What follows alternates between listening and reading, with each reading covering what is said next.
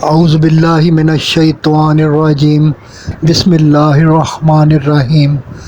پارہ 27 سورہ قمر، رکوع نمبر 1۔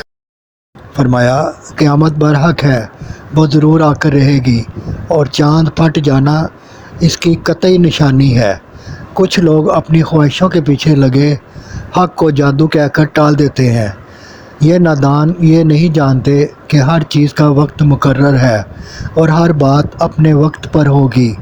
قیامت کے دن اسرافیل صور میں پکاریں گے، چلو میدان حشر کی طرف، تو سبھی مردے اپنی اپنی جگہ سے اٹھ کر کھڑے ہو جائیں گے اور پکارنے والے کی آواز پر دوڑیں گے اور کہتے جائیں گے، یہ دن بڑا کٹھن ہے۔ پھر قوم نوح اور عاد کی تباہی بیان کی۔ فرمایا قرآن سے نصیحت حاصل کرنا آسان ہے، بشرطے کوئی نصیحت ماننے کو تیار ہو۔ رکوع نمبر 2۔ قوم سمود کا اپنے رسول صالح علیہ السلام کی بات نہ ماننا، سرکشی کرنا اور تباہ ہونا بیان کیا، اور فرمایا کہ اللہ کے عذاب سے ڈرو، قرآن سے نصیحت حاصل کرو، اس سے نصیحت حاصل کرنا آسان ہے۔ پھر قوم لوط کی بے حیائی اور اس کی تباہی کا احوال بیان فرمایا۔ رکوع نمبر 3۔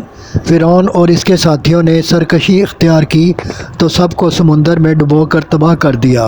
فرمایا کہ وہ لوگ جو ڈرنے والے ہیں باغوں اور نہروں کے درمیان رہیں گے، جو مستقل جگہ ہوگی، اور وہ اپنے شہنشاہ کے قریب ہوں گے جو سب سے زیادہ قوت اور قدرت والا ہے۔